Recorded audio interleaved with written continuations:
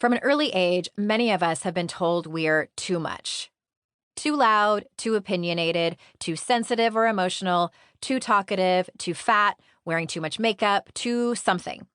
In some way or another, whether it's explicitly said or we just catch the subtle message, we're essentially told we're wrong for daring to be ourselves. Everything from the big stress on the importance of being a lady or making sure we treat our virginity as the most revered possession we can ever have, to occupying as little space as possible, it's all part of the list of unspoken rules for women that we begin to learn at an early age. Whether it's a raised eyebrow, a snarky comment online, or someone blatantly telling us to shut up, the vast majority of women have more than one example of being told to tone it down, or at the very least, understand how we've learned to take up the smallest amount of space as possible. An obvious example is taking up space with our bodies. It's no secret that we live in a fat-phobic culture, naming thinness as the only body type that is valuable. That feminine achievement is won if we attain and keep a slender body. Women are also more likely to get out of the way when walking down the street and a man approaches, as if it's a traffic law where one gender always has the right of way. There are countless memes about manspreading, and if there were an Olympic sport for apologizing for bumping into people, animals, and even inanimate objects, women would get the gold hands down. When it comes to our appearance, culturally, we have a narrow view of what is widely acceptable and what is beautiful. For a woman to unabashedly express herself in terms of her image is an act of rebellion. Aging is another way women struggle to take up space.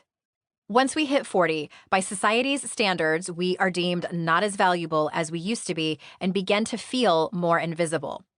To be an older woman and take up space with our voice, appearance, and opinions is, in effect, an act of defiance in a culture that tells us our time of relevance is over. Race can add another obstacle around taking up space for women of color. Jessica Sharp, 31, says, "As a millennial Black woman, I feel like I have to think about how I show up with a particular organization. I have to decide if I should show up as my full self.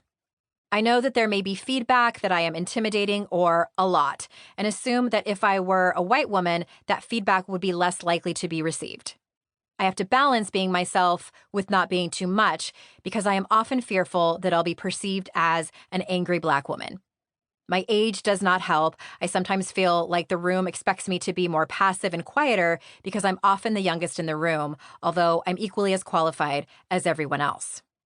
Expressing emotions is another way we, as women, allow society to tell us what's acceptable and unacceptable. I've talked to many women who've told me they don't know how to do something remarkably instinctive, feel their feelings.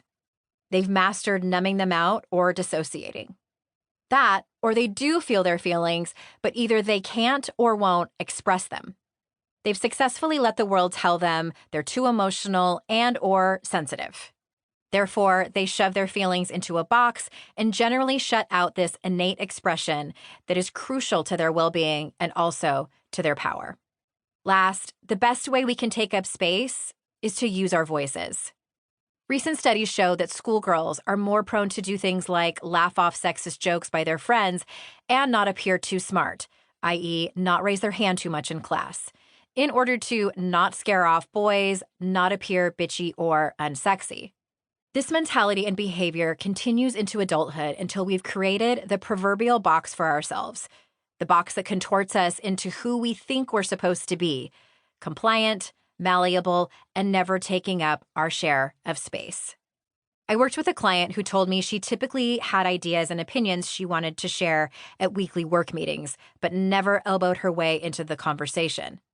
When the meetings were over, she would spend hours rehashing them, imagining what she would have said and how she would have said it, as well as beating herself up for staying quiet.